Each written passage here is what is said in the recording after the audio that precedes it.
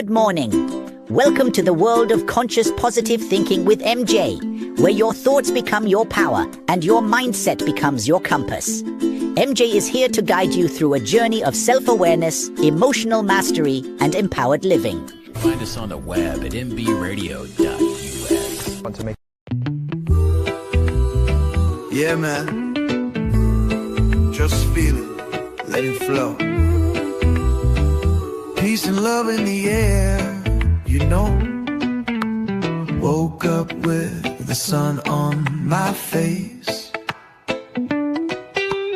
Breathing deep in this holy space. Feeling good, no need to race. The rhythm of life moves at its pace. Good vibes rise like smoke in the sky. Love in our hearts, no need to ask why. Dance with the trees, sing with the breeze. The world of conscience puts the mind at ease.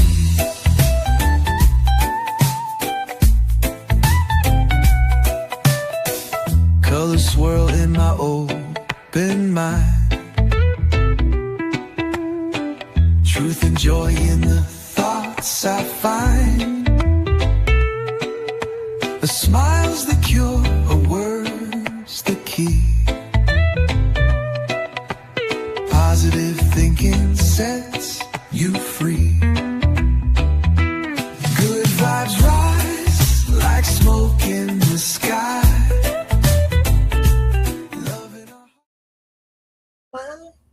Good morning, good morning. Welcome to the world of conscious positive thinking. It is a beautiful May 11th, 2026, and we are here on the Military Broadcast Radio. You might find us at mbradio.us, MBR Talk.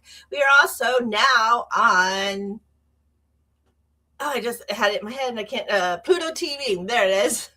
Pluto TV with Roku TV and Amazon Prime.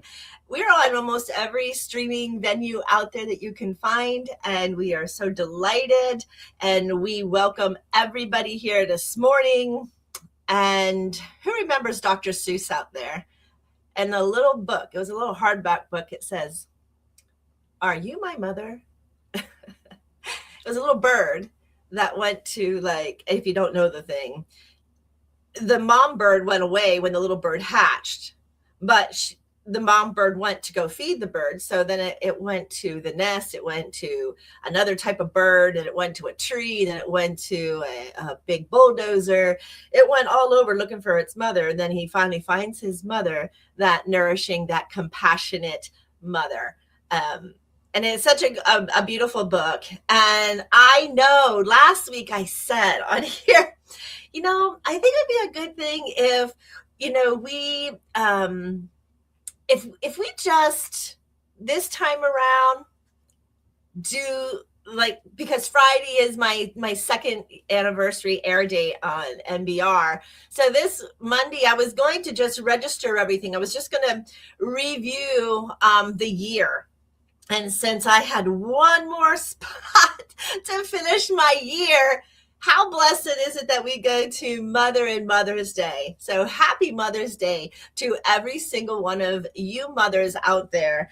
And you know what? We're going to get really deep into what is a mother and what embodies the energy of a mother and why we celebrate. And anyway, we're going to get to all that. But I want you to really think about your mom. I want you to contemplate of your dynamics of energy from when you were born. Always, who is your security? That's right, your mom. And then you move into some eras in your life where you're right, I can't stand my mom, right? She was telling me what to do. And then we move into going, oh my God, now what? And you call your mom. So there are emotional roller coasters that go along with being a mom with children, right? I was always taught Don't worry, your child loves you. But at some point, they'll nicely just cut your chest open. And then at some point, they just don't cut your chest. They take and they squeeze your heart. And then that's not good enough. So they rip it out. They throw it on the ground, stomp on the mom's heart. And then all of a sudden, they're like crying. What did I do? They pick it back up and now they're the nourisher.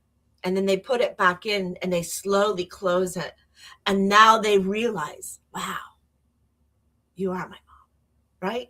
It is that energetics that we look at mothering figures all over the world.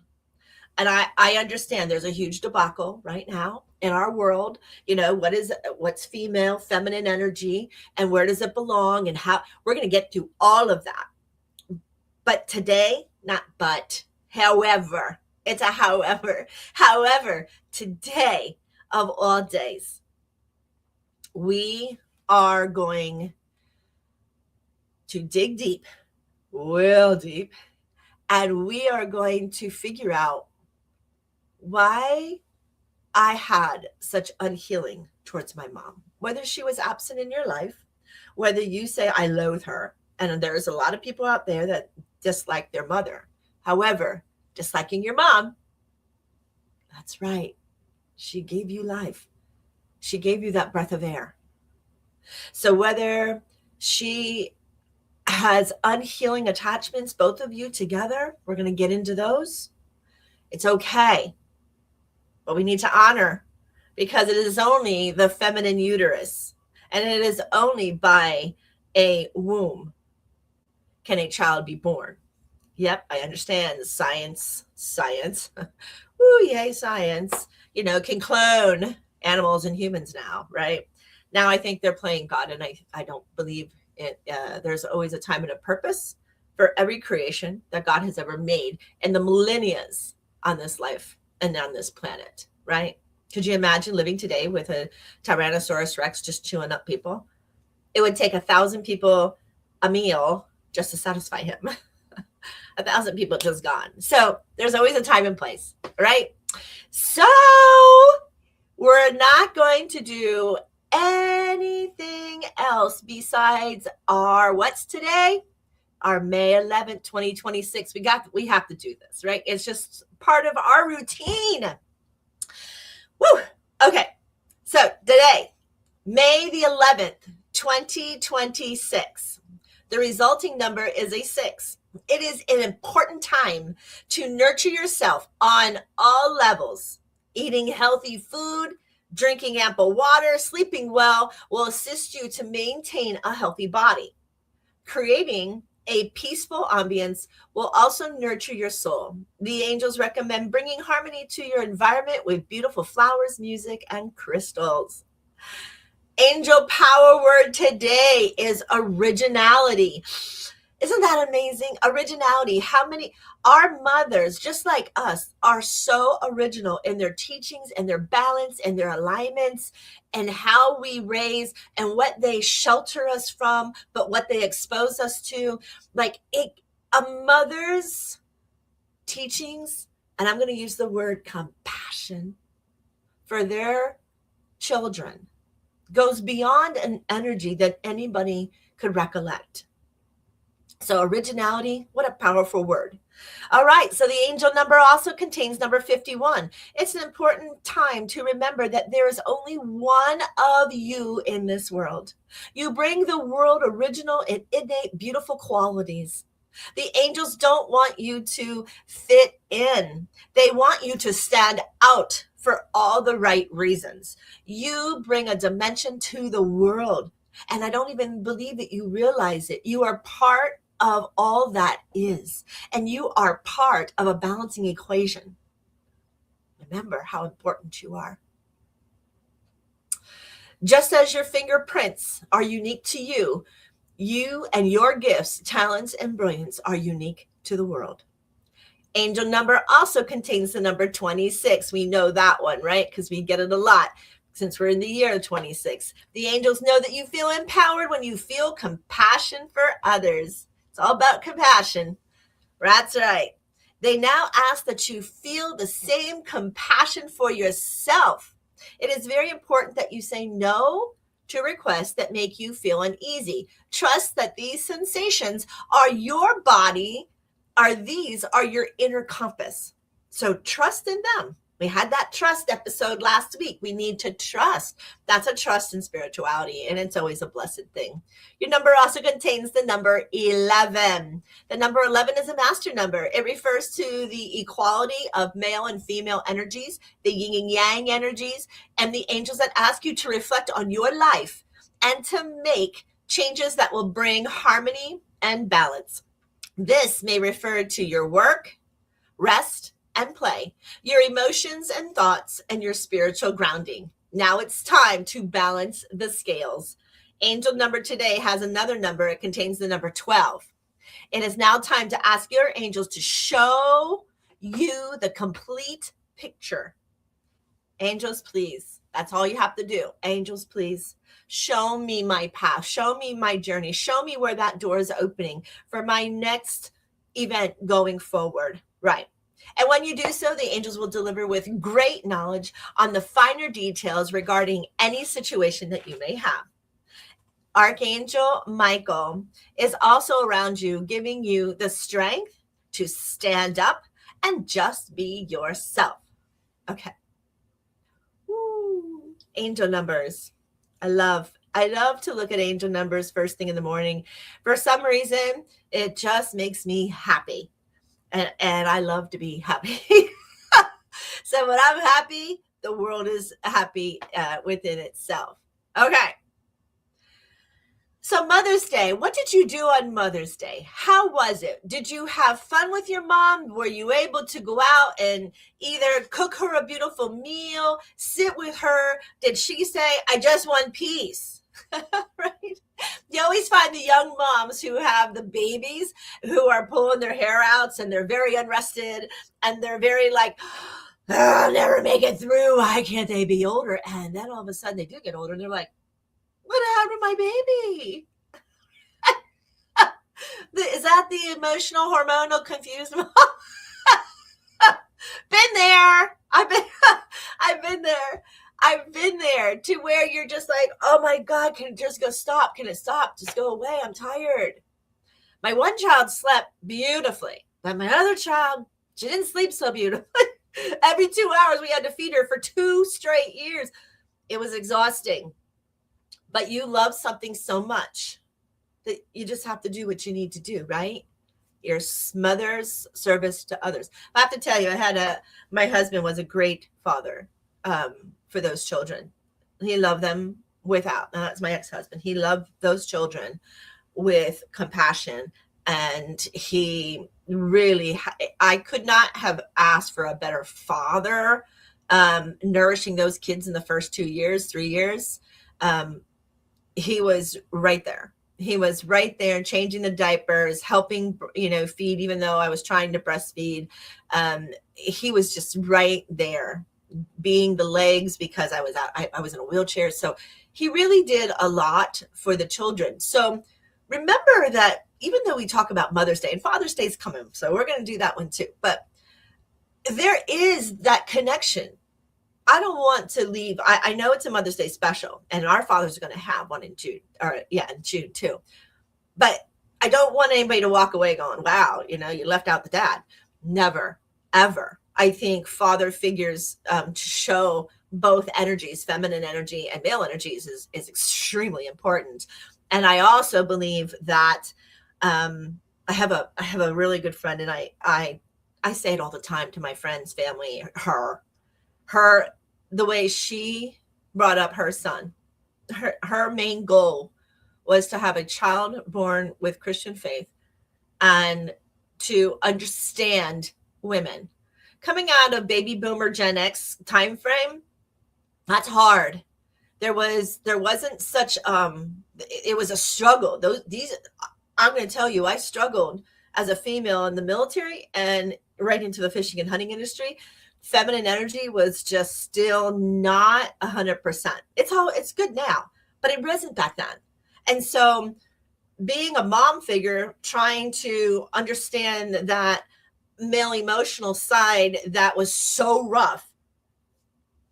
He is a beautiful boy, married, believe he has a beautiful job. He is the epitome of what I like. When I look at that, I was like, mother, well done. Mother, your job was well done. And I often and now she gave up her life. There you go.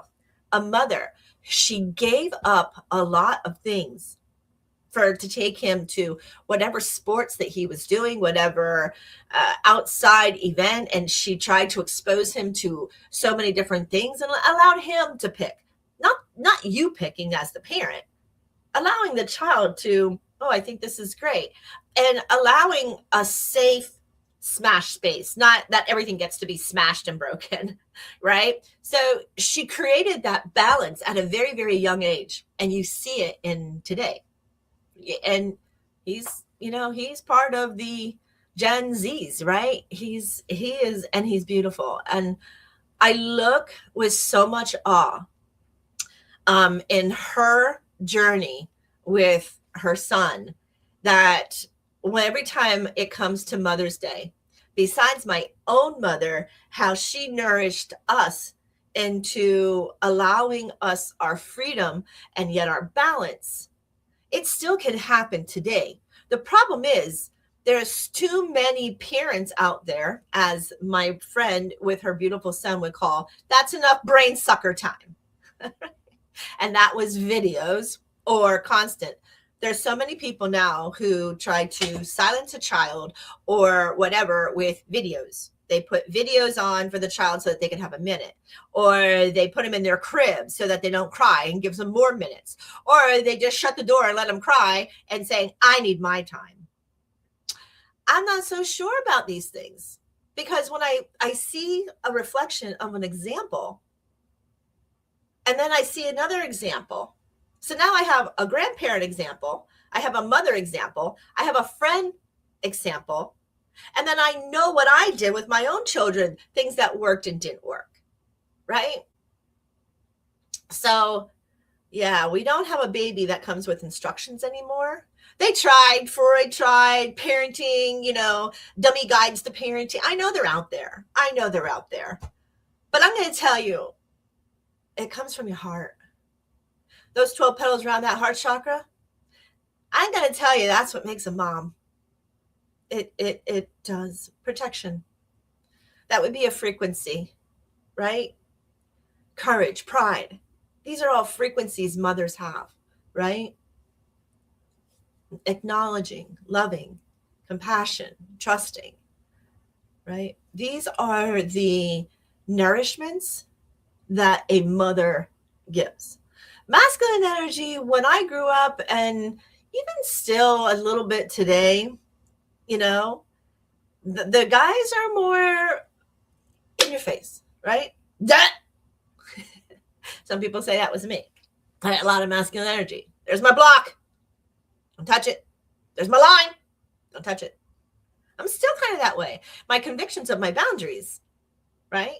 I always say, as my mother, like my daughter, she tries to tell me a story. But when I already know the people involved and I've worked with these same people, her comment to me, because she'll get going and I get good. I'm real good in the counselor, spiritual teacher, and the understanding and taking back. And then she goes and goes and goes, and it hits like that 40-minute mark. And now here comes Mama Bear. You're doing that to my kid. I will take you out. Okay, that has to get healed, MJ. That protection persona of a mom, it has to be, we have to somehow be okay with them having to learn their own way. They have to learn, how they're going to move around. And my gosh, my daughter's 30?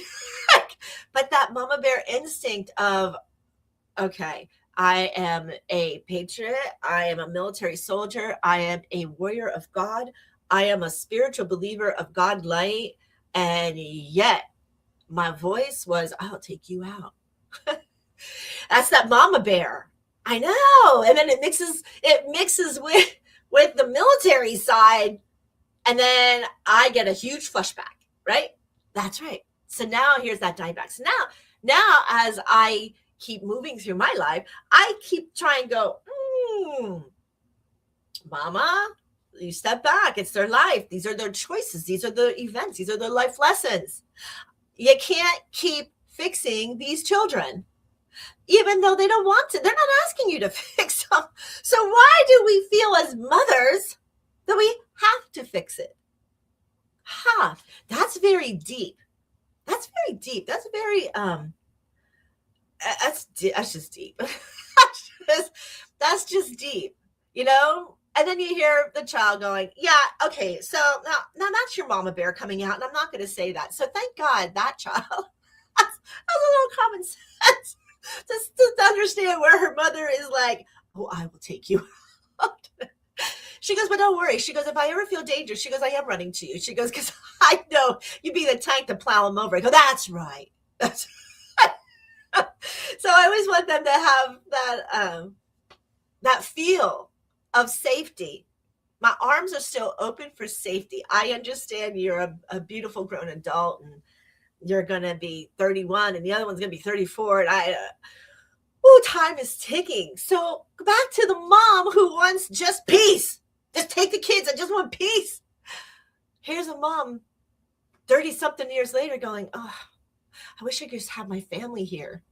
I just want my family. I just want my kids. I just want my grandbabies. I just want to have a unit, right? Even if it's a day, I just want to have that unit. I heard that. I heard that out of my own mother's mouth. This house, it's a beautiful big house, but there's no life in it. I go, you are the life in it. She goes, no, it's not what I mean. Well, happy Mother's Day, Mom, because at least the two daughters, the son is in Mexico, but he couldn't make it. But we were there for you. With your son-in-laws, we got to have fun. We got to have some drinks. We got to have your baked goods. You got to dance. You got to sing. You got to play miniature golf. You got to do exactly what you wanted to. And we did your gardening for you. Let's not forget. Right? So it always works out. It always works out when you pray upon something. So, and don't forget, I want to do this before we really get into it hot and heavy here. Your mom had many parties at her house. Your mom had many events for your siblings, for your own grandparents, parties. It didn't have to be a holiday on a calendar, right? It could be birthdays. It could be anniversaries. There was a time when when I grew up, everybody's had a day. So it was almost like there was so much going on with all the grandkids having their day, the grandparents, the aunts, the uncle. I mean, it was like we had party after party after party after party after party. And as a teenager, I was snotty going, I don't want to go. My friends are going to the thing. I want to go over there. Do we have any whiners in your house now as a mother who are like, you're going to your grandparents' house whether you like it or not? Honor. You kids out there, if you're listening, kids won't be listening, but it's an honoring, and you find out how much you miss, right? I told my mom, I go to Berwick, and every time I pass my grandmother's house in Berwick with her to go to a bakery that we buy cheeses, and it's like Italian bakeries, I can smell her grapes. Those Concord grapes, you just go past the house and you can smell. It's like a memory that you just sat there and popped the grapes in your mouth, you know. We weren't my grandfather, who's the Italian winemaker, with those grapes. But man, it was so tasty, those beautiful Concord grapes. So these are memories. Even though I fought it, I didn't want to. I wouldn't be with my friend, right? I wouldn't be with my friend. I'm not going to be my friend no more if I don't go. Do we hear those things today? Because it is just those things as a mom that they remember. Moms remember the handprint. How many there you go. How many of your moms out there still have your turkey handprint, right? There's the turkey, the feathers. You had to color them. I think that was kindergarten or first grade. My mom, she still has those. She brought out this weekend a book from Girl Scout camp back in the 70s. But she also, however, she also had her 4-H from 1956 because she loves songs. She's always playing guitar and piano and whatever. She brought him out. She goes, look what I found.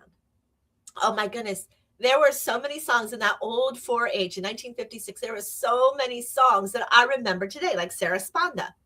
Most people don't even remember Sarah Sponda. I remember it. So I took some pictures out of her little book because I don't know if everybody knows, but I got a steel pan as a Mother's Day thing. So I'm trying to learn. So I thought, oh, that would be so nice to be able to know the notes to the keys so that I could put in Sarah Sponda or put in, the green grass or whatever the song that I took with the music. So I'm very happy and I can't wait to see if they turn out right. But only a mom would have those memories, right? My mom for Christmas, she will be 85 this year, and June 21st, we will have a beautiful celebration of her life. And you never believe, she's like, I'm not getting old. And she doesn't. She couldn't, everybody else is old but her. And she does not let that grass grow. And it doesn't matter if she has back pain, knee pain. She's going. She's like, no, grass isn't growing under my feet yet. So the strength, the power that she promotes with health and vitality and growth is an example for my sister and I to go, and there it is. She doesn't stop. Well, one of the things my mom has said since I came back from my 3-month little gypsy tour is about her home, about wanting life in her home and so I told my husband, I'm going to do as much as I can to allow her to cook. She loves to bake. But when she bakes, she has to either drive it to my house or my sister's house, or she's always to my her niece's house, cousins, whatever. But she misses the camaraderie at her own home. So guess what, Mommy? You plan your parties, and I'll make sure that I am there. And I will bring smiles, I'll bring food, and I'll bring whatever it is. I understand that loneliness.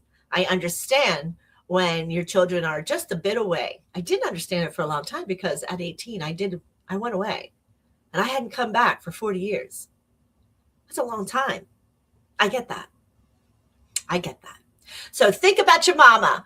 And I pray that you did the right thing for your mama. And look at Observation Monday, right? Anything happens on a Sunday, we always have to observe it on a Monday. So here we are observing Mother's Day on a Monday.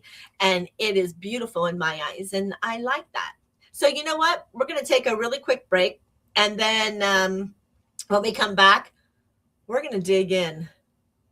What is a mother? What is a mother? Do we have to be worried? What is a mother?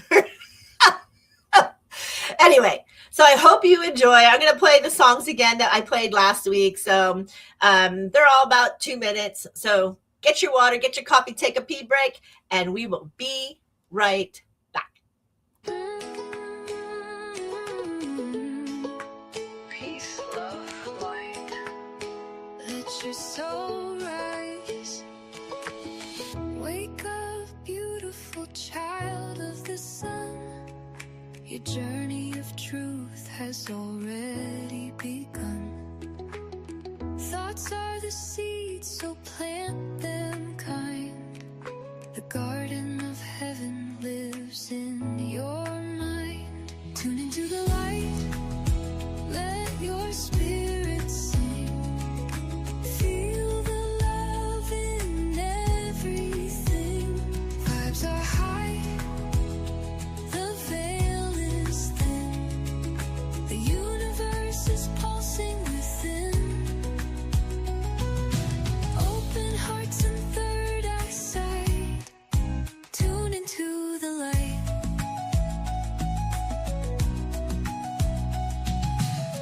MJ whispers in waves of sound.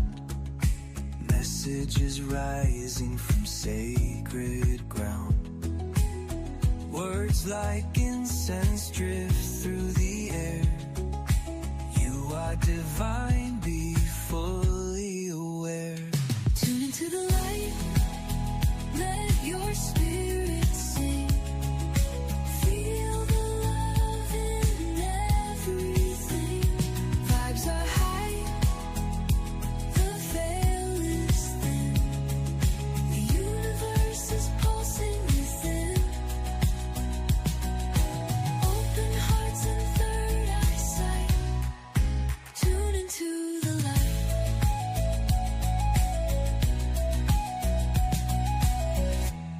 thoughts are keys. Your breath is prayer. You are the healer you've been waiting for.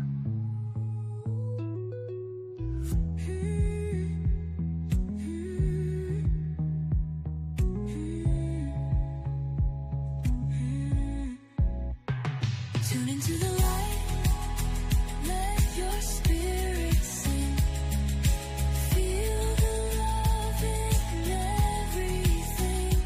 Vibes are high, the veil is thin. The universe is pulsing within. Open hearts and third eyesight. Tune into the light. Tune in, shine on. You're already home.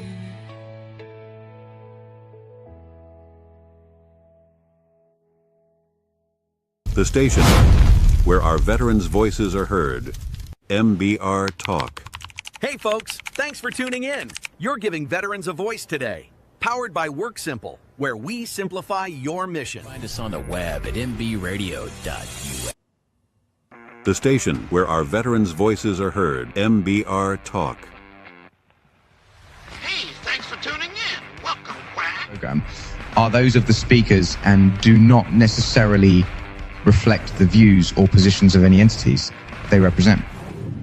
The web at mbradio.us. Okay, welcome back, welcome back, welcome back.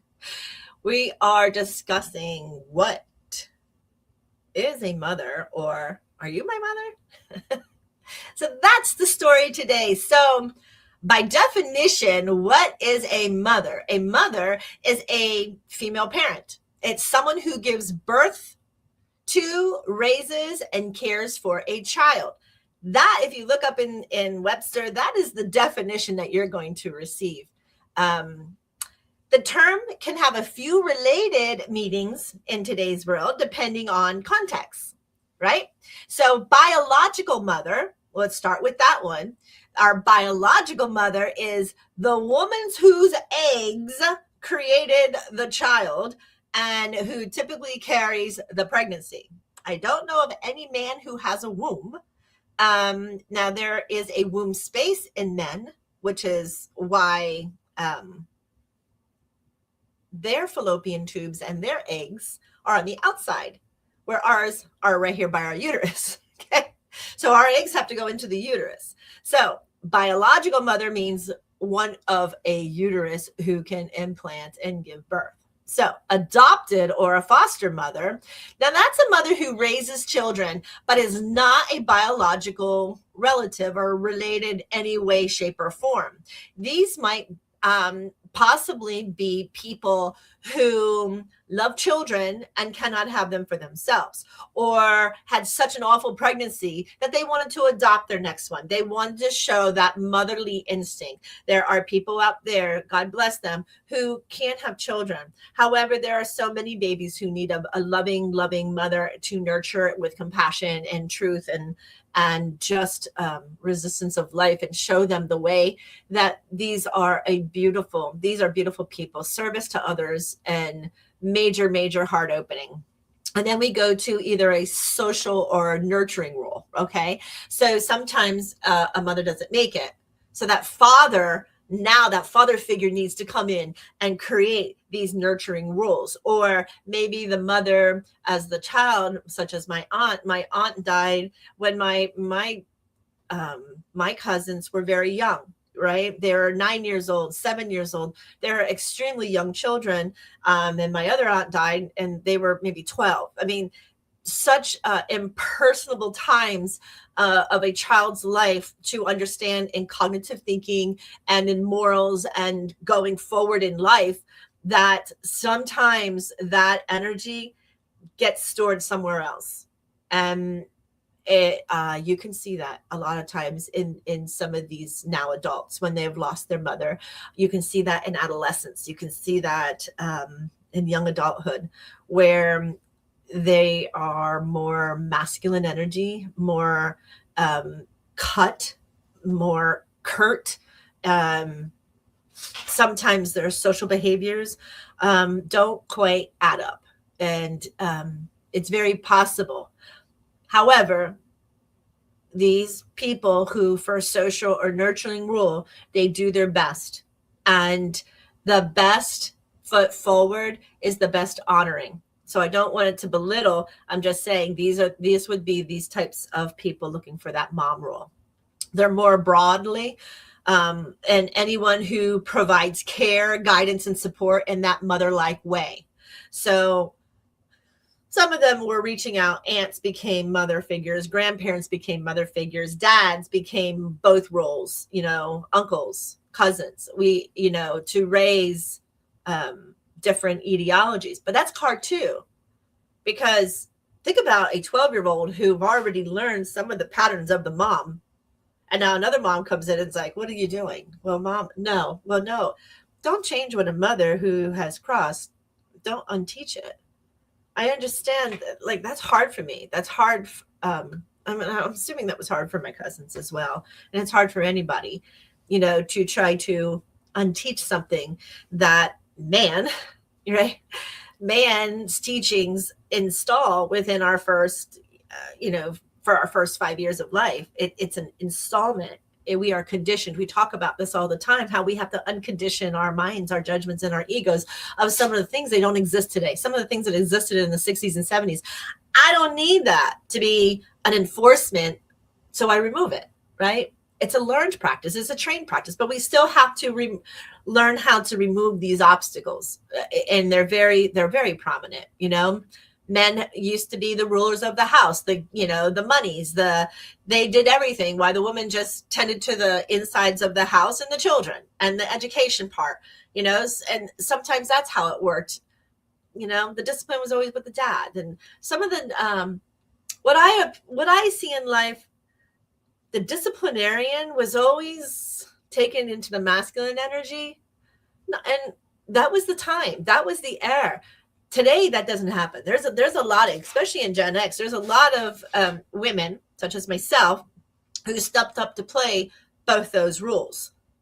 And sometimes both those rules ended up going, I would never do that to this child. There's no reason in this time of life to treat that child like that. I can't do that. And nor will I. So you get into, different ways of parenting, knowing what you have, knowing the time that was there, and that this doesn't need to happen anymore. Maybe the physical punishments, they kind of ended in the 80s, right? Why are we hitting? Seriously, why are we hitting? Why can't we just take things away? Why can't we understand that when we nurture the child into the first 5 years and we mold them into love, grace, balance, instead of rash, oh, you're pissing me off, get in your room, or okay, right? Yeah. I remember one of my phrases, my mother always told me when I had my child, one of her, knowing I came from a baby boomer era, right? I came from what was perceived. And so my mother's, when I got pregnant and I had the baby shower, I'll never forget, her first words to me were, don't ever try to discipline your children while you're angry. Walk away and then come back. Her logic, and, seeing a lot of, being in the hospital settings and seeing, she was aware of children with abuse situations where the parent didn't mean something, but it got so mad, you're done. And the energy in which you have in your body, that backhander, that stronger, because now you're angry. You're angry because this child did whatever, broke your favorite piece or colored on your wall or your favorite furniture. And where were you? That you're blaming the child, but where were you? Did you set them up on the TV so that they would be a babysitter? And now the child's coloring on shit. And see, there's a lot of things. There's so many different things, but now it's upsetting because it's now personal to you because it's yours. And now your anger. That was such a beautiful, mothering, nurturing moment for me. Never hit your child when you're mad. Never discipline your child when you're mad. Let your child know you can go to your room, and when I'm ready, I'll be in. That is beautiful, right? You need to go to your room. You need to give me my space. I did that a lot with my kids. Get out of, I wasn't so nice back then. My words probably were, get out of my face. Go to your room, get out of my face when I'm ready. I always took that. I never wanted to be that physical punisher with my children. I wanted them, I felt that there was trust issues, which is why I did trust last week. Sometimes you get pressured as a child into telling a falseness because when you told the truth, you got beat anyway. Remember, we talked about that last week. So I truly believe that my mother's approach, not so much my dad's, but my mom's approach of, I don't even want to talk about this right now. Just, I will deal with this. That was her way of trying, I believe, to process. Now, only her mind could think of what that meant. And maybe sometimes I could get that there. But I truly, in my heart and soul, believe that that was her going, I just need my time before, because there was some things as a child. I remember challenging my mother, right? So the mothers get challenged a lot because they're not strong. Oh, well, guess what? You don't realize how strong they are. They just have compassion, trying to allow you to be your individual. They're trying to allow you to become who you want to be and who you are with some guidance. And that's really, really hard. As a mom, it's hard. You have to have stamina. Your health needs to really be good. Those people who help me with my children because of my own ailments from the military, I honor every single one of you. Stepping in to help me with my babies, stepping into just unbelievable. So that's social and nurturing. There you go. There's that social nurturing role that's coming back. It provides that care, that guidance, that support in a mother-like way when the absence of a mother and that energy is not there. Okay, so in many cultures, a mother is also seen as a primary source of love, protection, and early learning for a child. If the father is angry at the child, where does the child go? Behind the mom, right? And the mom becomes the wall. What's going on, right? What is happening? So we have to set these boundaries, right? Or when the dad is irate, we're like pushing him back, going, go cool off, go process somewhere. And then telling the child, keeping that distance. Now there's people like that where they're still physical and the mother is still probably, I don't know for a fact, but I can only imagine if it happened in the 80s and 90s, it's probably still happening today, which is then when the father would attack the mom. So the mom became abused by the father, right? Whether it be through words, emotions, coldness, cold shoulders, not talkative, sometimes physical. How dare you do that in front of that child, blah, blah, blah. The child is absorbing this. So parents, mindfulness, right? Moms, way to go. Put that armor on. But we also have to understand we're choosing a being in our life that is the baby's dad. Now, okay, how do we stop that pressure, right? That mother's role is very complicated. Then they have to make decisions. Do I leave? Do I stay? Is it a learned process and event? Will it get better? Right? There used to be a lot of shame in divorce back when I was a kid. So a lot of people didn't have divorce. They just lived with it, which is why I think child abuse was very rapid instead of just separating, right? Myself, I don't appreciate you hitting our child. I'm gone. That was one of the biggest reasons. I didn't like it. I understand that's what where it came from. I understand that's what Trinidad still does. I understand. No, I'm not doing it.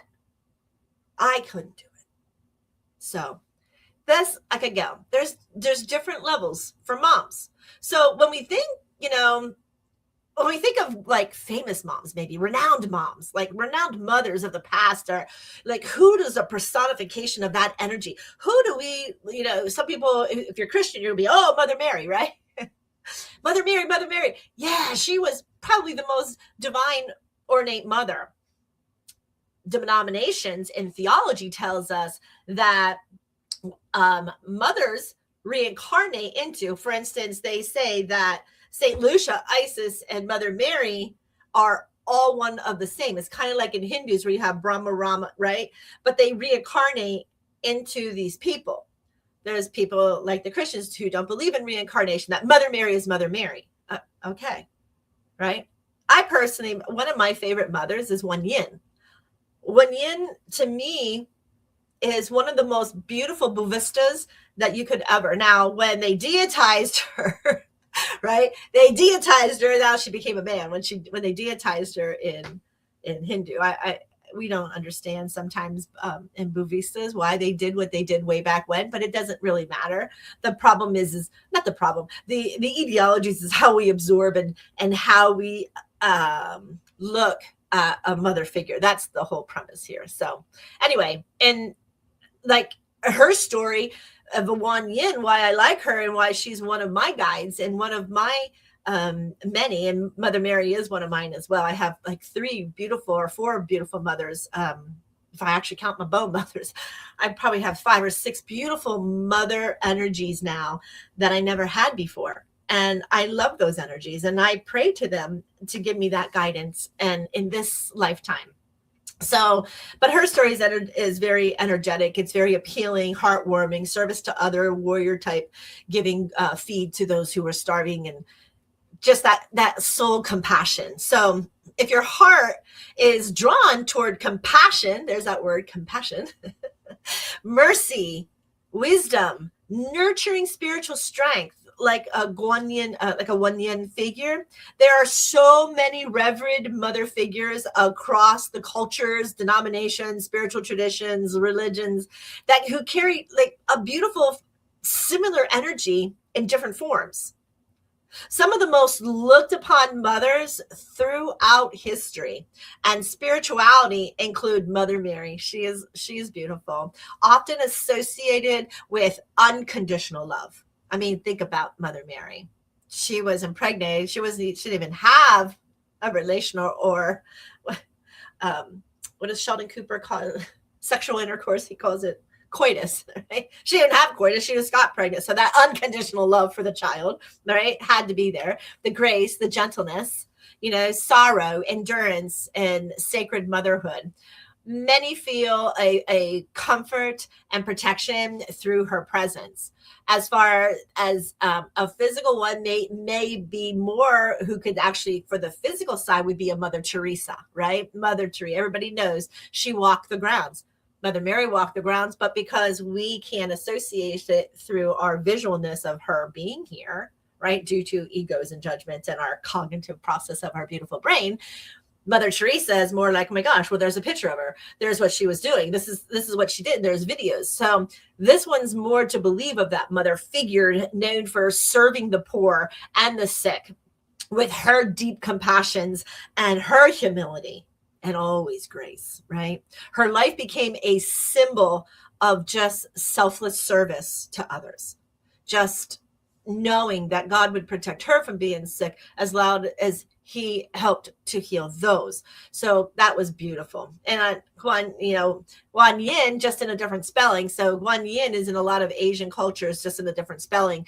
And the hear of the cries of the world. So Kuan Yin, not the Q, but the Kuan is the hear, listening for the cries of the world, representing mercy, healing, and compassionate listening. Do you see the word compassionate keep coming up?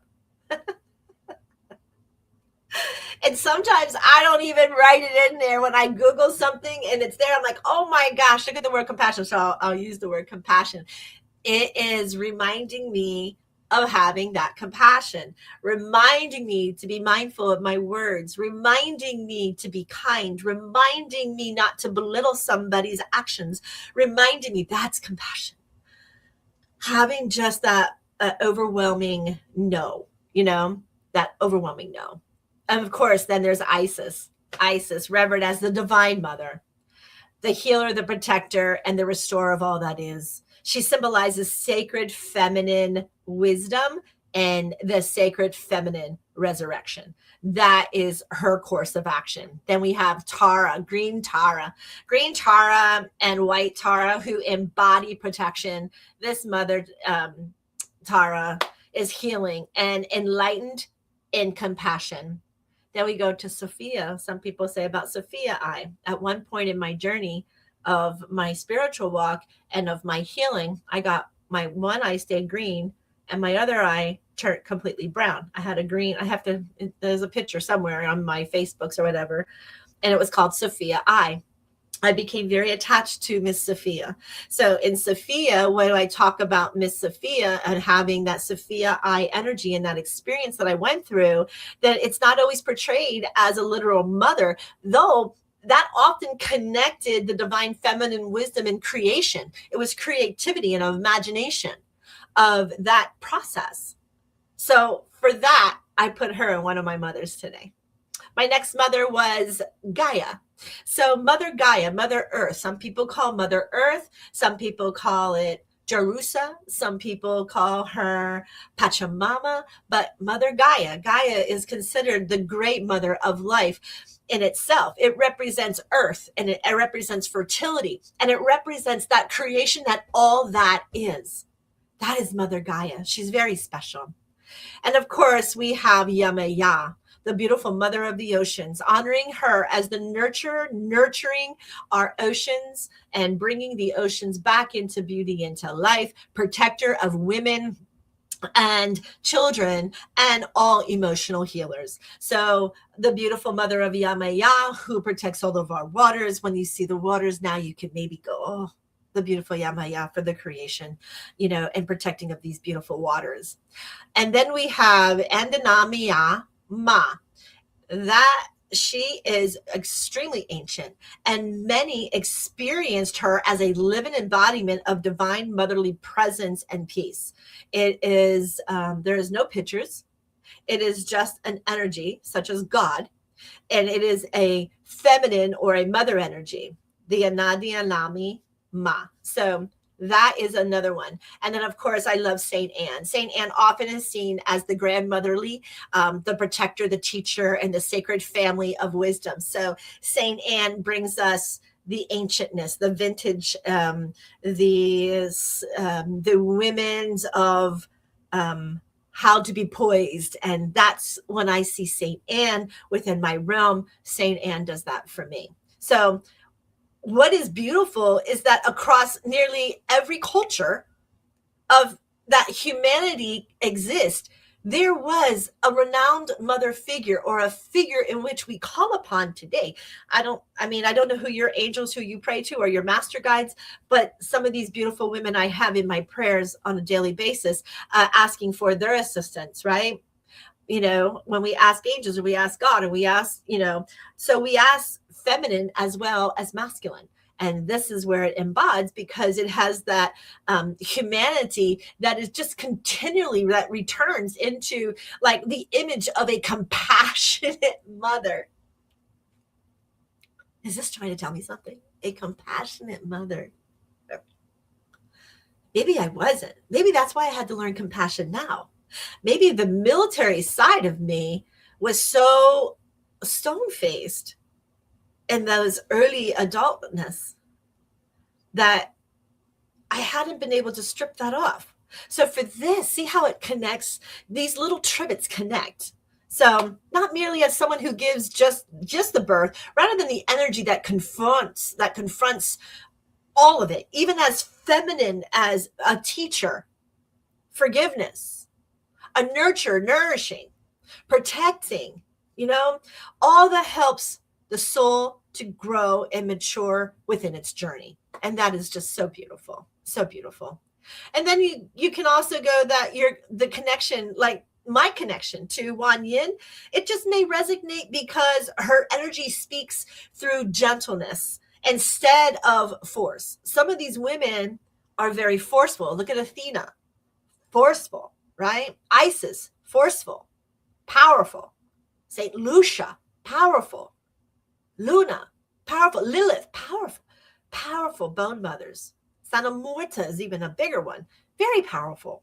So many people feel deeply moved by figures who embody more compassion without judgment and more on a learning and assistance of service to others. Maybe that's why I grounded to her, because my existence is service to others. And in this year, I'm finding my compassion. And it's funny how it keeps coming through every time I turn around, it keeps coming through. So compassion is just often deeply associated with mothers. It is.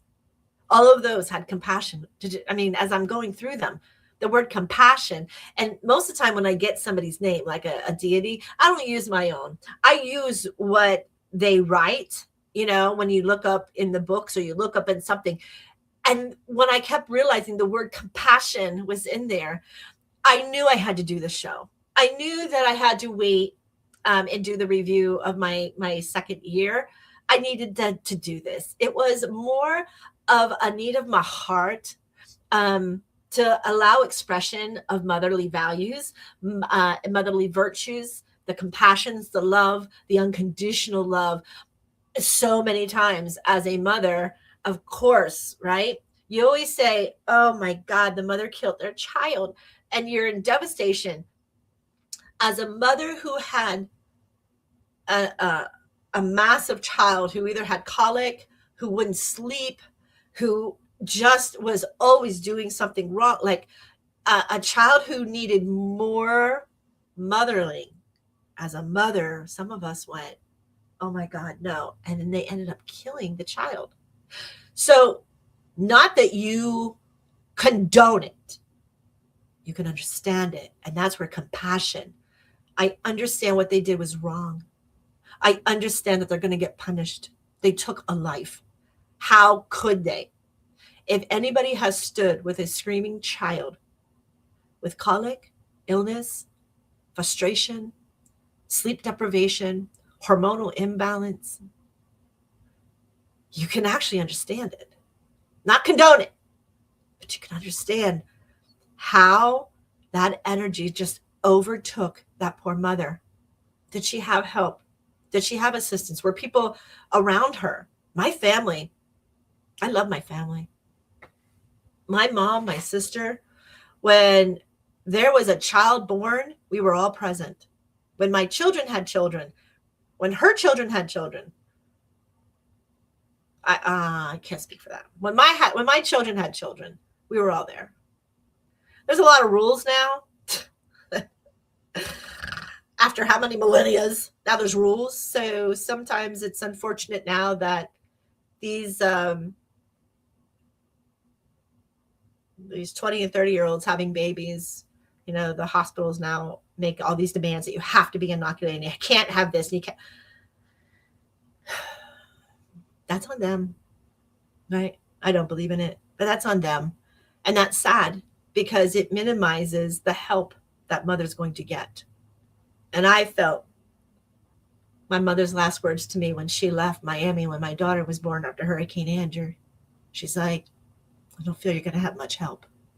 God bless you. If it gets too much, you come to Pennsylvania. I'll never forget that. That was then. I don't know what's happening today, but I wouldn't give that up for the world. Maybe they don't know what they didn't have. Maybe they don't know what they didn't miss. Huh.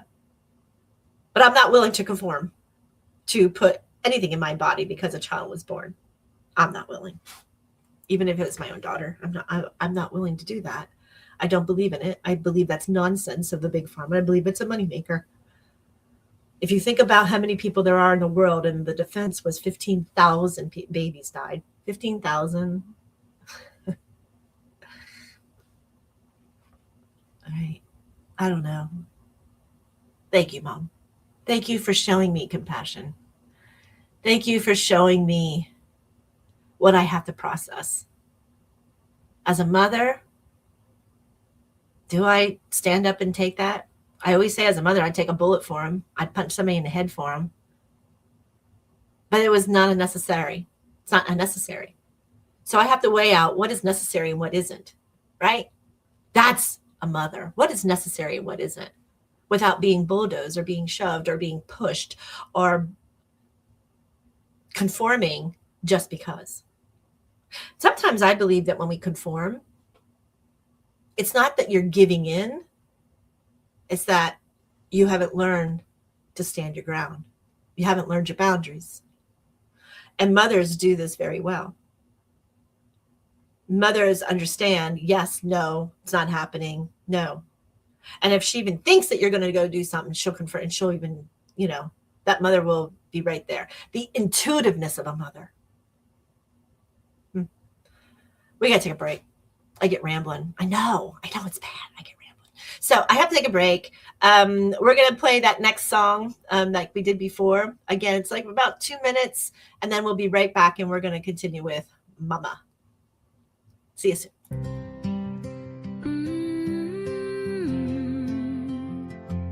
Peace, love, light. Let your soul rise. Wake up, beautiful child of the sun. Your journey of truth has already begun. Thoughts are the seeds, so plant them kind. The garden of heaven lives in your mind. Tune into the light, let your spirit sing. Feel the love in everything. Vibes are high, the veil is thin. The universe is pulsing within. Open hearts and third eye sight. Tune into the light.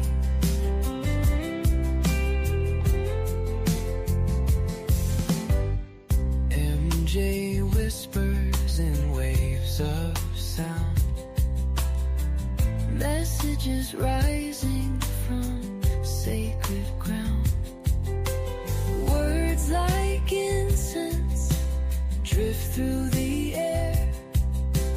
You are divine, be fully aware. Tune into the light, let your spirit sing. Feel the love in everything. Vibes are high, the veil is thin. The universe is pulsing within. Open hearts and third eye sight. Tune into the light. Your thoughts are keys. Your breath is prayer. You are the healer you've been waiting for. Tune into the light. Let your spirit sing. Feel the love in everything. Vibes are high, the veil is thin. The universe is pulsing within. Open hearts and third eye sight. Tune into the light. Tune in, shine on. You're already home.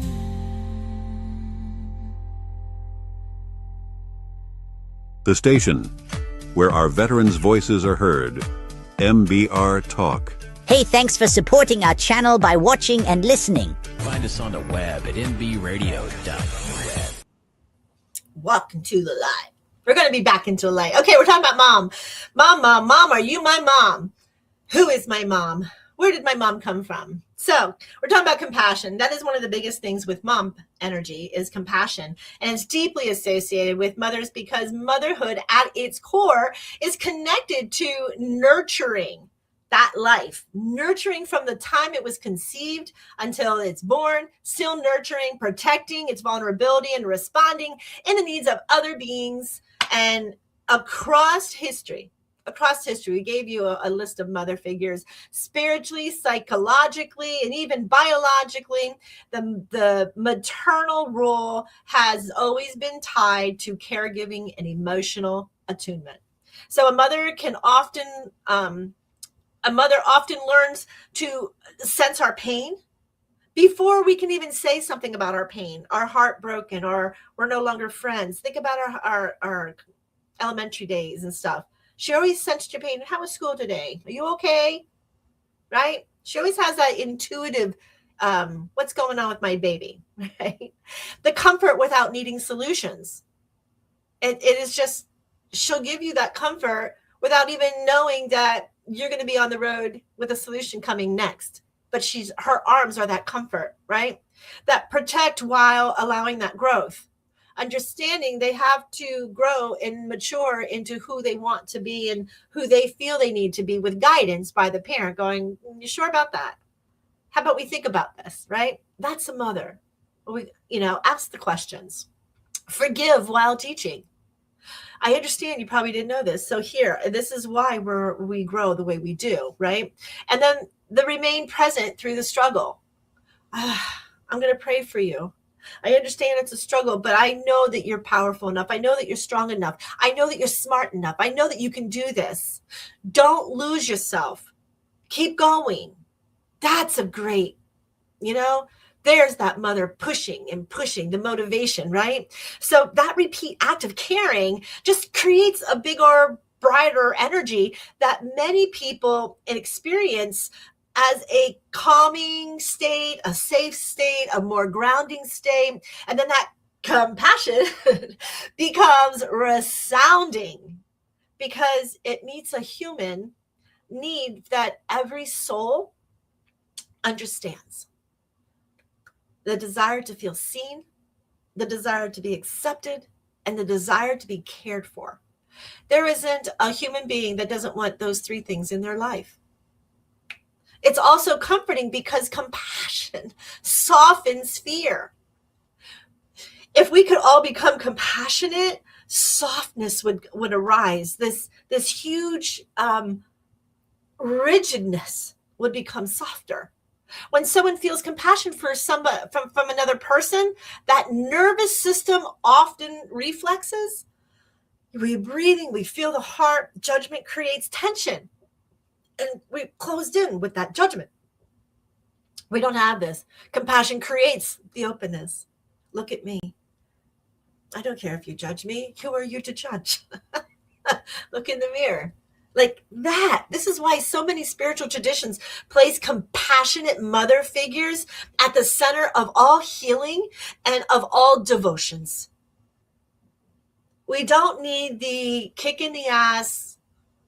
Are you dead? Then you better get up and go. So it's a balance. I needed that father figure, but I also needed the mother to say, here, let me help heal you. Let me get you to the doctor. Let me see what's going on here, right? Yeah. There's a difference, but there's a reason for the difference. It's a balance, and we have to balance. So we have to be aware of what one energy brings and what the other one brings. So I love that May and June are I'm going to do the show on dads too. So stay tuned for that one. But anyway, spiritually, any traditions viewing the divine mother, right? We talk about divine mother. There's so many religions that call their Mother Mary or their Wan Yin or their Oriya or their Isis or whoever, right? Whatever, the Buvistas, right? So they're divine mothers as the bridge between human suffering and the unconditional love that they bring. So figures like Wan Yin and Mother Mary are very revered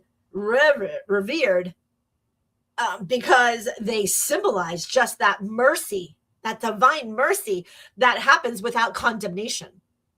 For a lot of people, it's the condemnation that really sets the downward spiral. But these two beautiful ladies with mercy without condemnation, that people are drawn to that beautiful energy. Especially I was drawn to it because it feels emotionally safe. You lived through it. You survived it. The humiliation, the torment, the anguish, the frustration, right? They did all the lower levels and they rose above it because of their compassion. But at the same time, compassion is not exclusive just to women or mothers, right? So many fathers, grandparents, teachers, healers, and spiritual leaders, they all embody some profound compassion as well. Are they really like, have you ever gone to a psychiatrist or a counselor or somebody and without wanting to heal you, they're just like, what? Are you nuts? Why did you say that? That's not compassion and nurturing. That is, wow, I understand that's the path that you took. How about we come out of that path and we go behind door number 3, right? Let's kind of move the radials here and let's go on to door number 3. Life's not all and end all because we chose a path that maybe we had to learn something that was very devastating. You didn't die. So pick yourself up, go again. Let's go on door number 3, right? Because door number 3 might just have what we're looking for. That maternal archetype just simply became one, right? Became one of humanity's strongest symbols because most people first encounter nurturing and emotional regulation through a mother. When the mother has the baby, what's the first thing they do with that baby? They put it on the mother's chest to suckle, right? They want it flesh to flesh. They want the heartbeat. The child knows the heartbeat was just by it.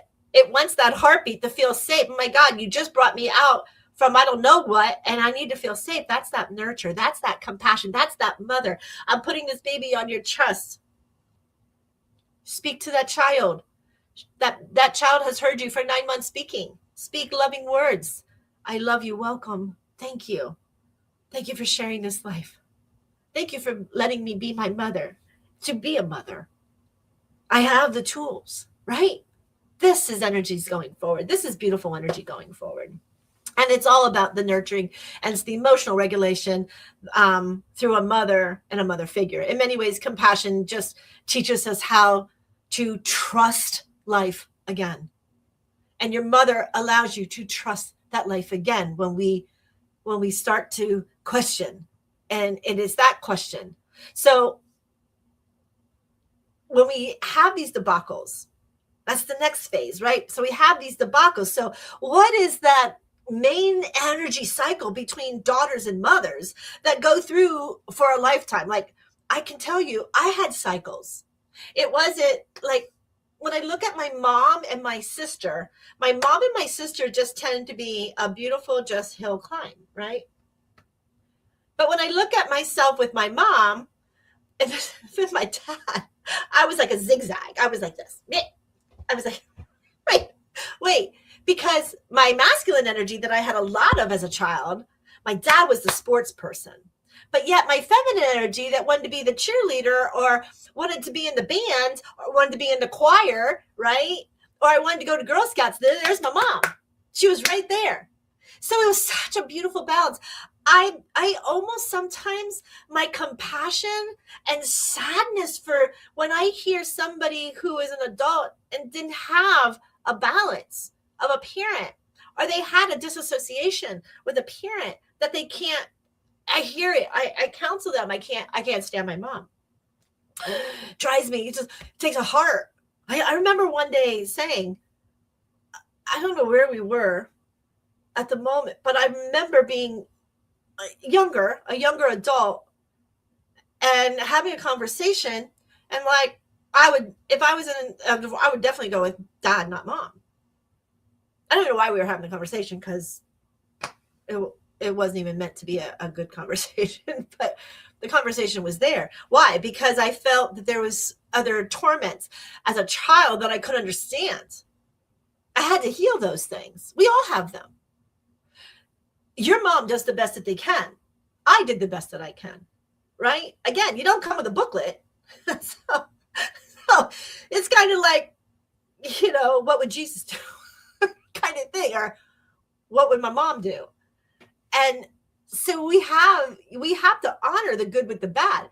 If it wasn't for the good, we wouldn't have the love, the deep love and the compassion that we have today. Because that energy cycle between a mom and daughter often moves with seasons throughout life.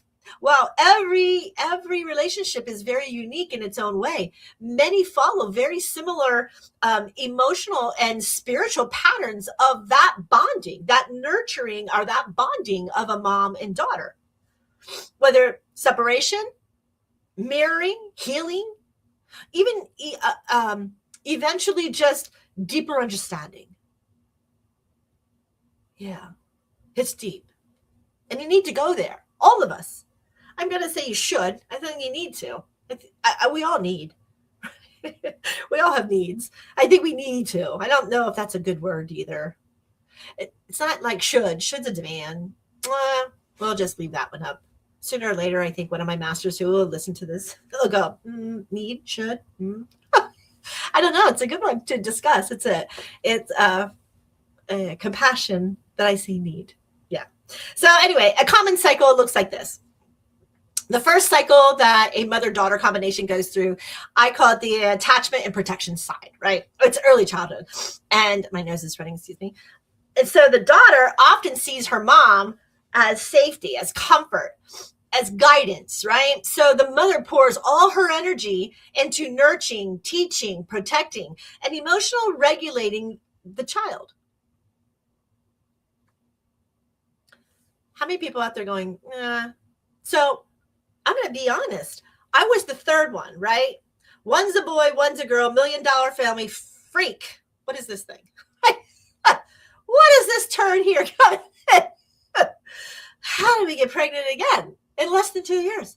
How? So it becomes one of those obstacles that a mother has to overcome. Even if a mother has two, she put all this, look at all this energy I just told you. And now she's like, I have to do it again. But now the child is different. This child isn't the same child. This child has a different energy. What is happening? Right? Poor moms, poor mothers in this world going, they're just not, they're just so different. Yeah, we all are. We all are different. But this stage usually deeply bonds that energetic pattern with mom. The daughter absorbs that emotional pattern. The mother instinct. Remember, this is mom-daughter. We're not to mom-son yet. So this is mom-daughter. The mother instinctively senses the needs of her daughter as a woman energy in herself. And she also trusts the trust forms from that grounding foundation that she built. Right? So now we go into the second level, which is the identity and the differentiating of that adolescence, the troubled years. Right? I'm just going to say, Mom, I'm sorry. If you're listening, I'm sorry. I know I was a pain in the ass. Why, girl? I know I walked on cliffs and edges and broke my bones and wanted to experience, I guess, what pain was. I had a pain body issue. I don't know, or I didn't have fear. But she gave me that not to have fear. She gave me these beautiful qualities. But as an adolescent, I just sweat off the deep end, right? Why did you think you could walk on a barbed wire fence? Who would have thought you could even think that way? Why would you climb the tree on a tree that's dead and not think the branch would break? Oh, I don't know.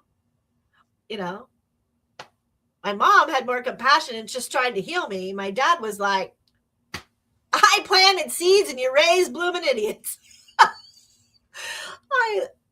God bless you, Mom. Because identity and differentiating as an adolescent, this is often the most emotional, intense phase of a mother. The daughter always begins with, who am I outside my mother? What beliefs am I going to have? I don't like her beliefs. And what boundaries do I need? Because the boundaries that she said are just not for me. This is the beautiful adolescence, right? So the energy may shift into rebellion, emotional distancing, comparisons, right? Well, you did for them, you didn't do for me. Well, they got that and I didn't. How come she got that and I didn't get that? A comparison thing where it just hits the parent in the gut going, oh my God, I understand she only got 2 gifts and she got 10 gifts, but you had a limit, right? Santa has a limit. $300 is the limit. And you wanted these 2, which unfortunately you just used up your budget, but this one had 10. Comparisons. They're out there. I laugh now, but they're not funny. This is an emotional distraught time when this rebellious and this emotional distance and this comparison and these misunderstandings and a power struggle. And it's all our egos and judgment.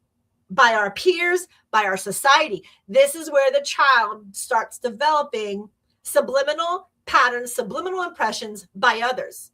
This is this time frame. Now we have to distinguish. And now the mother is going, I did not teach you that. Where the hell did you learn that? I didn't teach that. Well, that must have been your dad. Blame the other one, right? No, I'm only kidding. It's man. Man goes through these cycles. So poor mom is like, where is this coming from? Spiritually and psychologically, this phase is natural. It is a natural persona to develop the individual that needs to be either directed, shifted, coned into, right? We're grooming them to be a responsible adult. I told you my story of my friend. We're grooming and we're grooming. And we understand it's a constant struggle. You sound like a broken record. No, no, no, no, no, no, no, no. Did I say no, no, no, no, no? Because no, no, no. You could just have a recorder, and the recorder would be very sufficient at that time. So anyway, we're not going to do that, but I can understand it. So the spiritually and psychologically, this phase is natural, and the soul is learning individuality, creativity, imagination, trust, understanding, all the mind power centers. And they're sitting there learning these things. So many mothers feel grief during this time here because the child who once needed them begins pulling away. They don't need them anymore. They're like, Mom, I got it. Mom, stop. Mom, it's not the 60s or it's not the 50s. I can dress the way I want. Many daughters feel that misunderstanding, that misunderstoodness, because they are trying to become themselves. One of my adolescents, my grandparents always came to everything. My mom and my dad, when they could, because they were working. That as a child hurt me to no end. Hurt me because they did it for my older siblings, but by the time they hit me, they went their own way. And it was like a stake. And damn it, as a mother, if I didn't have to work to support my children and I missed some of their things. Acknowledging the awareness of that compassion. Acknowledging the awareness that the mother or the father had to go to work and they couldn't see the daughter do X, Y, and Z because work demanded them to. That was a major healing for me. I was very emotionally upset with that. I had to understand it. Well, they always say that once something happens, we'll see the other side of it. How are you going to perceive that? How are you going to take that? How are you going to deal with it? So before we judge another, judge ourselves. Because you start to judge somebody, it's going to play in your factor, right? It's going to be here.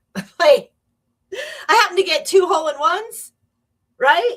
And it's like, it's Mother's Day, implying mom needs to win, right? So we're pushing energy, mom needs to win. And I'm like, well, do I scratch on purpose? What do I do? I'm like, I can't. I have that competitive nature. But that competitive nature is also my mom. So maybe I hadn't let go of it. I don't know. Either way it was, right? It was a good time. Because when I said, oh my God, she will clobber me if I have another hole-in-one. And as soon as I said that and I hit, it went out over this putt-putt thing. I was like, there it is, right? True dare. I always felt like that was my dad going, nah, whatever. Now I can laugh. But some of these struggles, they weren't a laugh at the time. And they weren't a laugh in my early adulthoods, my early 20s and my early 30s. They were not laughable. They were tearable. They were hurtful. Because the child of that nurture, the mother doing the job, the child couldn't even comprehend. Your cognitive, your fallopian, or not fallopian, your whatever this is. Your frontal lobes aren't even developed in a female until about 26, 27. So this is a very hard time, a very, very hard time. I think that's why they developed the college and master's, so that the child can get in trouble with everybody else and then make a phone call home and then have the mom say, do I need to come? Do you need me? Do you want me to be up there? An excuse to why to come and nurture the child again. because the intuitiveness of the mother is feeling the pressure, the pain. So that grief always comes out. And many daughters feel misunderstood because they're trying to become themselves, and the mother, it's not quite their mother's image, and they don't want it, right? Especially in that time, there was a shame. Look at your child. So the parents got blamed because of the child. Now, I believe that some can be true boundaries and having that path being guided with nurturing and compassion and establishing boundaries and rules and societal whatever. I get it. But how can you blame I look at some things and I'm like, I didn't do that. Why would they do that? Right? And it's my own siblings. But I didn't do it. They did it. Well, back to philosophy. Every individual born is their own individual path and their own individual healings and their own individual experience. Maybe they wanted to have the experiences as a child where they knew they had strong parents to get them where they needed to be and not falter into that big rabbit hole. It's plausible. Everything is plausible. So let me go to the next one, reflections and mirroring. It's the young adulthood. As a daughter matures, she often begins noticing traits she inherited, wounds passed through the generations, strengths that she once overlooked, and emotional patterns that keep repeating unconsciously. So at this stage, we become aware. If we actually pause, we become aware. So if you're in your adulthood, your young adulthood, you're becoming aware that, wait a minute, I like the taste of this because my mom showed me. Or I like to smell this because my mom showed me. Or I like to plant this flower because my mom showed me. Or I like to, I'm going to clean this way because my mom showed me. Right. This stage can bring compassion. Conflicts? Yep. Major. Because if we're not going to do what mom showed me because there's a better way now, maybe the mom is like, that's not how we did it. Okay, I understand. But this is something a little bit new. And even that evolving of a parent stepping into the next generations, that's very difficult. I'm finding that right now where my mother, I can see my own children when I was my children's age with my mom and I was doing things and my mom would go and pay the cautionary flag. Hey, what are you doing? Well, mom, they don't do it this way anymore. This is what they do. And it was always a but back then. But mom, you don't understand. But mom, you don't, mom, right? My mom, I know she's probably, when she sees it, she'll be giggling going, oh my God. the arguments, right? Always trying to come back to the stage that brings compassion, conflict, forgiveness, and awakening. Many daughters realize I understand my mother differently now. I see her in a different light. I understand her in a different light. My mature brain is now going, oh my God, what did I do? And many mothers bring releasing that control and shifting toward witnessing rather than directing it. They just stand there like the wall, that beautiful, beautiful wall to allow you whatever. And they just stand there with a smile and love with compassion. Oh, well, I'm sorry that's happening to you. What do you think, and it's then the questions. What do you think your journey is going to look like now? What steps are you going to take? Do you have anything in the future? And it's just question upon question, not directing the show, allowing them, but playing the witness of them making that journey, that struggle. So as a mother, not to just ask the questions, but don't tell them. That's hard. And that's a really good mom, that mother that begins the releasing of those apron strings of that control is, no more, right? It's now your journey. I'm here for whatever I can help and assist you do without judgment, without ego. Yeah. So then we get down into healing and recreation, or reconciliation. This is a very mature adult. So this is the stage that often softens the relationship, right?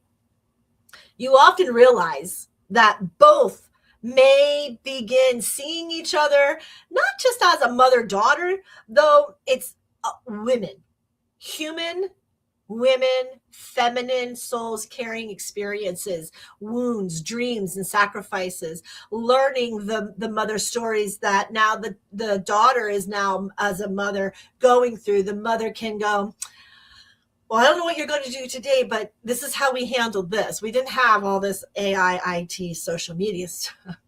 And they don't know how. They really don't. I don't know how to, my philosophy is get off of it. It's needless. There's no why. Write in a journal if you want people, if you want somebody to know your business, they can read your journal. Write a book. But everyday life, I used social media. I thought it was the best thing in the world when it came out, and when I started, like in 2007. I was like, oh my God, I have been away from home. My friends, my family's in Pennsylvania. They're always like, what's Mary Jo doing? They'll ask my mom or whatever. Then I found it very comforting to know that I could put stuff up, and my old teachers and my coaches. And I was so happy. But then it turned ugly. I don't know what year, but all of a sudden it just turned radical. It turned upsetting. People were posting ugly things, trying to hack you. Then it just turned ugly. What do we do? I don't know. But these are the discussions as a mature child, as a mature daughter to the mother. Where is this? Honest conversations happen. Generalizing healing can occur. Compassion deepens, and emotional roles sometimes now reverse. When your mother starts aging and doesn't have the strength to do things, we start helping. We start our compassion towards our mother, not the mother's compassion towards the daughter. That compassion starts going, Mommy, here, why don't you come up for the weekend? Mommy, let me help you. Mommy, let me do this. Mommy, I'm going to do this. How about, Christmas gifts starts to be utility bills for the year, or house cleaning. Let somebody clean my mom's house. Don't let her do that. Like, it becomes different, where that daughter may start that nurturing of the mother emotionally and physically and don't even realize it. And then lastly, one of the hiccups, not the hiccups, but the lifespans of mother-daughters is the legacy and the spiritual continuation. Later in life, many mother-daughter relations become very deeply spiritual. And daughters may carry traditions with them, the wisdoms of their mother, additional teachings of my sister. I never got it, but my sister, the knitting from my grandmother to my mother, she loves knitting and crochet and sewing. Like, that side of my mother, she just exploded. She's still today. I'd be lucky if I could sew a button on. I was taught. I'm sure I could, because I was taught. I was taught every freaking thing that my sister and my brother were taught. However, I didn't take that in. I'm in awe when I watch them. I'm in awe that they are that talented. I don't know if it's me who I have this pessimism of getting it done. So I went to build my granddaughter a blanket, one of those finger blankets that you kind of just loop. And I got carried away. I was like, I have to finish. I couldn't put it down. Everywhere I went, even if I was doing healing lessons, and I'm still sitting there on the floor with this blanket. This ginormous baby blanket, it was 2 twin beds. It was so long. I understand for any mom out there. I understand sometimes we just didn't get the knack or the gifts, and it's okay, because then we got other ones that we contribute. Yes. So the daughter, like I said, traditions, wisdoms, emotional teachings, or healing lessons that are just process moving forward.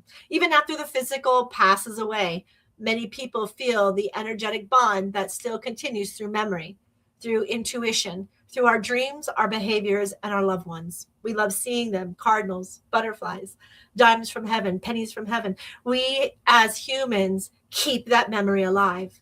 We keep that physical compassion deep within our heart space, deep within our mind space. So what makes mother and daughter energy especially powerful is that daughters often unconsciously mirror the unresolved emotions, strengths, fears, and wisdoms of the maternal line.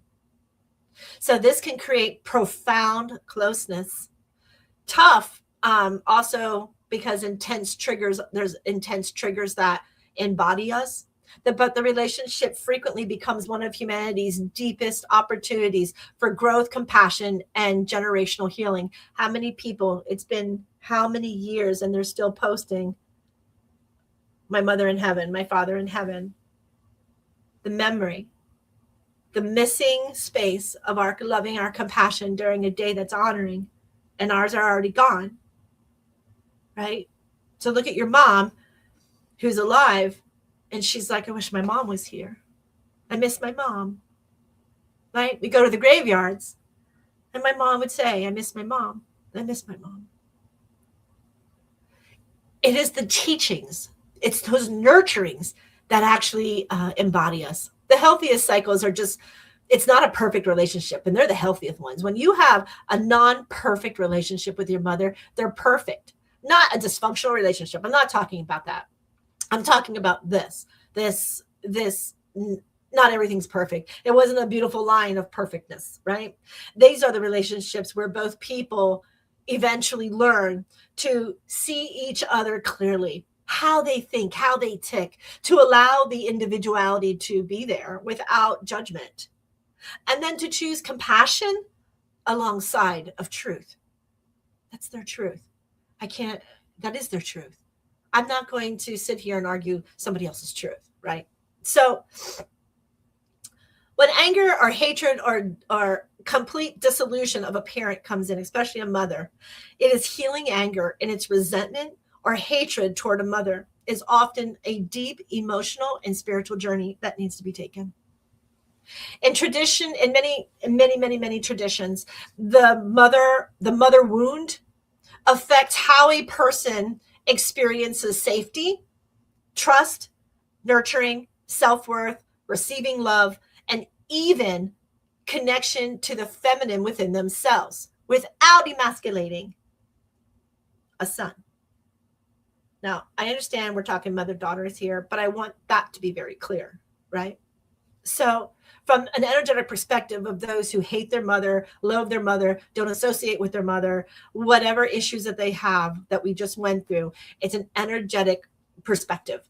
And people often associate this particular wound with imbalances in the root chakra, safety, belonging, stability. If you have any of these issues, your root chakra with your mother is where we have issues. Sacral is always a big mother, emotional, feminine energy and relationship. Anytime feminine relationships come in, it's an emotional attachment to mother. It always goes back into our sacral or our womb area where that chakra then becomes off kilter. And then the heart. So root chakra, root, sacral, and heart. These three represent that feminine, nurturing, compassion area. The heart especially is love, compassion, grief, and forgiveness. So many energy practitioners visualize it through, like, if this is X must equal awareness plus compassion plus boundaries plus release, right? They all have to, this energetic has to come together. Healing usually does not mean that pretending painful experiences didn't happen. You can't pretend they didn't happen. You can't sweep them underneath the carpet or underneath the bed or put them in a closet with the rest of the skeletons. It also does not require excusing harmful behavior or unpredicted behavior. True healing often begins by honestly acknowledging what hurt, what was missing, what patterns were inherited, and how those experiences shaped the nervous system and our self-image. So these things of the hurt, the missing, the inherited, the approaching, you have to talk about. You'll have if you don't confront your truths. You have to talk. And yes, there's going to probably be tears or emotions or anger or sadness, because these are all part of healing of an emotion. So if you're going to call your mother out, you better be ready, because you're not taking your part of why she exploded the way she did or what she did. Take a part, work it out, but don't loathe your mother. Don't hate your mother. For God's sakes, she gave you the air that you breathe. You're here because of her. So that's the biological mother. Some practices people use to rebalance feminine or internal energy It could include grounding your roots. So when your maternal relationships feel very unstable, that body that just remain in survival mode, grounding practices help. Ground, go out, get outside, take them damn shoes off, put your feet in the grass. Barefoot, walking barefoot in nature regrounds you to Mother Earth, Mother Gaia, Mother. Breath work, right? Breath work, we always talk about breathing, become center, breathe in, slow movement, consistent routines, salt baths, go into salt density chambers. Meditation focuses on stability and protection. So many healing lessons. We're in light therapy, Reiki. And it takes us into our inner child, and we have to walk the timeline of inner child. The emotions, there are so many tissue boxes going on those classes, but at the end, if you talk to any single one of them, they'll tell you when they did that journey, it was the best thing. It felt like the weight of the world was off their shoulders. It helps. Do it. You're not going to die. People are like, I don't like to get emotional. So you'll be people who say they don't like to do that emotion or go to that emotion, or they don't like to have public display of emotion or cry. That is because you are so locked in your solar plexus with your skeleton door shut. It is so deep. You will continue. It'll just get stacked. That's what it does. Like a PTSD. It just gets stacked and stacked. Let's keep stacking the event and trauma because we won't release. Okay. That's your choice. Maybe next lifetime. And unfortunately, most of these things that you refuse to unleash, you're going to have to come back and live all over again because you didn't heal it. That's the sad part. So reconnecting to the sacred feminine, many people heal the mother wound by discovering nurturing energy outside the biological relationships. Compassionate mentors. I had a step-in mom in Las Vegas when I was there. Her name was Kathy Mazer. I always tell her she's my Vegas mom. I go to Miami and I had Grandma Chris. When in my earlies from 89, 90 until 97, 98, I had Grandma Cress. Later, when I had my metaphysical, I had Lady Diana, my Mamacita, my Diana. These are motherly figures in my life. And they were compassionate mentors or grandmothers or spiritual people in my life with that compassion, that nurturing, who just wanted the best for me at the moment. Right? Or in all time creativity, because they're still a part of my life that I call them Mama, or, Mama Kathy or Grandma Chris. These are creativity. These are nurtures. This is nature, music, self-care, any supportive community. This whole nervous system always leans feminine energy that can feel that safe, that compassion, that trust, that love again. And that's how it comes in. So allowing the grief under hatred, there is often grief, right? You have to have the grief in hating somebody. So hating your mother, or that hatred for your mother, if grief for unmet needs or lost in innocence, emotional neglects, abandonment, criticisms, for longing of different kind of a mother. I wish I had your mother. I wish my mother was more like yours. I heard it as a child. I felt sorry for them. I used to bring them to my home. They used to live in I would tell my mom, my friend needs to live here. There's something going on. My mom welcomed. My mom always had enough food in the house for anybody who came over. It was common. We would all have it. There was always extra place settings, extra food. Sit down. Friends, family, whatever. Grief acknowledged tends to soften stagnant emotional energy. Learning compassion with boundaries, right? So compassion does not mean self-sacrifice. Doesn't mean that. Compassion, sometimes healing that compassion includes emotional distancing, clearing out some of these boundaries that were put in place, or accepting limitations in that relationship. Healthy feminine energy includes wisdom and protection, not only softness. Remember that. Powerful women, these mothers, Mother Teresa was a very strong woman. So remothering the self, to heal this anger and resentment, now we have to remother ourselves.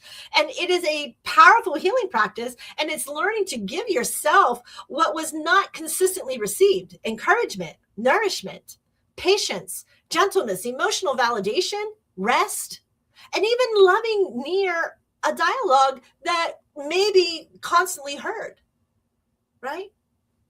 Over time, many people just discover that they are building an inner mother energy within themselves. That's what you're doing. You're learning from your mentor. Your mother is your teacher, your healer, your compassionate maker, your religious practitioner. She is embodying of all of that. So energy practices to help rekindle are some that help support this mother disturbance. You can use Reiki. You can use chakra meditations. Somatic therapy is great. Trauma-informed counseling. So make sure counseling is physical and metaphysical. We already talked about it. Journaling, prayer, sound healing, infrared and frequent therapy, salt. Go into salt density or inner child work. The goal is not perfection. The goal is restoring the flow and the willingness where the pain body then becomes unfrozen and movable. Hatred is often signaled as a part of the soul that has been wounded deeply and longs to be seen, protected, and healed, and ultimately loved. When healing begins, that heavy energy sometimes transforms first into grief, then understanding, and eventually into peace and naturality. Even if reconciliation with the mother never fully opens or happens, reconciliation within oneself still can. I am sorry on my part. Throw that Reiki rainbow ball of healing. Let it come back. If the mother does not respond, it is okay. You did your job. You did your job. Remember that. Okay. So, while every relationship is very unique, many cultures, psychologists, and spiritual traditions recognize that the mother-son bond often carries a different emotional and energetic dynamic than the mother-daughter bond. A mother and son bonds, they're frequently center around protection, admiration, emotional securities, identity formations, and learning how masculine and feminine energies relate, join, bond, and work with one another. That is the mother's job to the son. Where the mother-daughter relationship often involves more mirroring and emotional reflection, mother-son relationships mirrors more commonly exploring balance between nurturing and independence. One of my mom's thing was my son was going to dance. She needed rhythm and balance. It is the only way she knew as a mother to bring in rhythm, music, and dance into my brother. So he played piano and he took dance. Well, it pissed my father off, obviously, dancing. Who would ever heard of a child at 3 years old, a son dancing? But my mother told my dad, rhythm. My dad later, as a head football coach, had ballet and dancing on his football players for that same reason. The mothers never taught their sons rhythm. So he had to bring in rhythm. My father learned from my mother how many years? Isn't that amazing? It's just amazing. Anyway, a son's first experience of feminine energy is often through his mother or mother figure, though that bond he may learn how to receive love, emotional safety, compassion, trust, and how to relate to women later in life. That same time, that mother learns how to nurture without controlling, how to release overprotection, and how to support individually as that son grows into his own masculine identity. Energetically, that cycle can look very differently. In the early years, the son often speaks in comfort, reassurance, validation with their mothers. It's that deep attachment. But in adolescent, here we go. It's a separation identity. The boys mature, mainly naturally begin creating emotional distance from the established independence that they had as a masculine identity. They don't need that mature. They don't need that emotional support. This can sometimes feel abrupt and painful for mothers. The son who unconsciously may ask, who am I a part of, my mother or my dad? And what kind of man will I be if I actually look like my mom or become my mom? These are troublesome for children in this day and age. So it's respect and understanding in the adulthood with sons, because they have sacrifices that they're making, emotional labor, and they're nurturing that and reshaping themselves. That is that maturity deepens. Many mother-son relationships evolve with a mutual respect that they just kind of, I'm here for you, son. Mothers in turn learn to love without needing to manage or rescue or hold on to their sons, that their sons have that masculine protection energy already. So, and spiritually, some traditions, then that mother-daughter bond, then healing, the healing with the feminine image, while the mother-son bonds, then they often teach that balance toward between masculine and then feminine energies. Neither bond is stronger. They simply just teach these lessons to help us as their children grow into be a more mature adult figure in society, and not being a discernment for society. So it's always an emotional warmth, healthy boundaries, encouraging of independence, and then the respect of emotional respect. So when balanced, a mother can help a son learn that strength and compassion can coexist with masculine and feminine energies. So then here we are. We're at the very bottom. Mother's Day.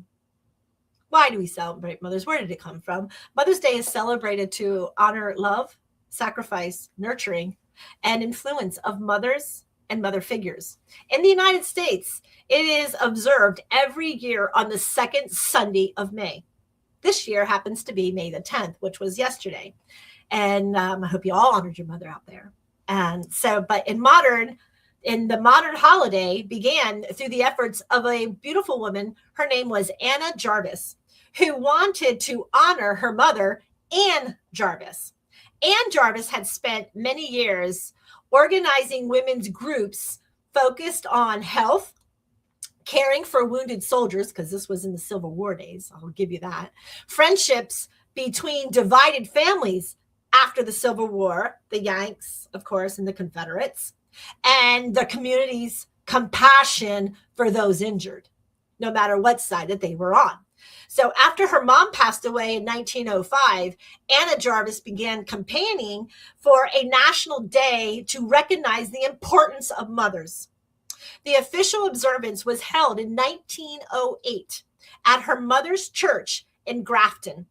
White carnations, her mother's favorite flower, became the flower of the day. So for Mother's Day, if you're giving roses, you should be giving white carnations. Just saying out there. Only after a few years, though, nearly every U.S. state recognized the celebration. So in 1914, Woodrow Wilson officially proclaimed Mother's Day a national holiday. So we are over 100 years in celebrating this beautiful tradition.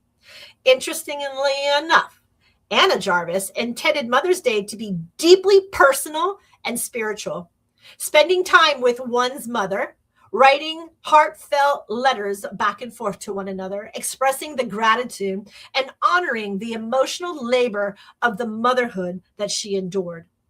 She eventually became so upset by how commercialized the holiday became with cards, flowers, and advertising.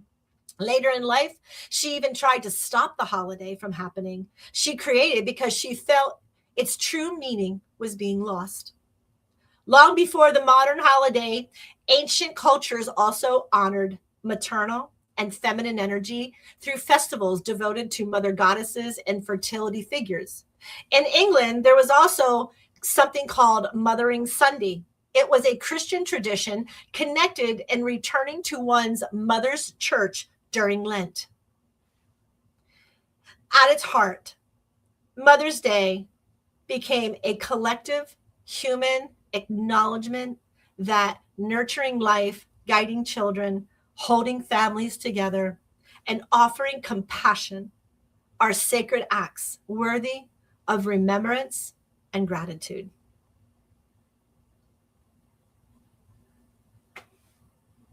Wow. For all you mothers out there, it's tiring, it's exhausting, it's repetitive, and sometimes very unbalanced. You are doing an awesome job. Don't let anybody tell you differently.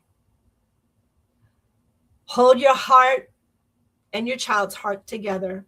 Hug them, love them, show them emotion, show them love, show them balance, show them truth, show them alignment. and you will have some of the most beautiful humans ever.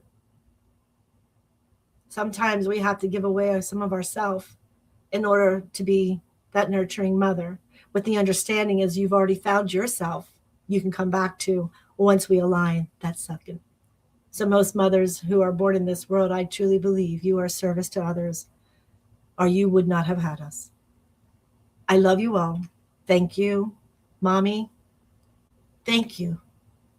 Thank you so much for what you teach, for what you continue to show, strength, courage, enjoyment, life, how beautiful life is, how beautiful music is, how beautiful family is, and how beautiful you've created a home to nurture all of us. I am MJ. This is the world of conscious positive thinking right here on mbradio.us. Thank you all for listening. See you next week. Have fun. Enjoy your mom. Observe her on Monday. In fact, give her a whole week of it.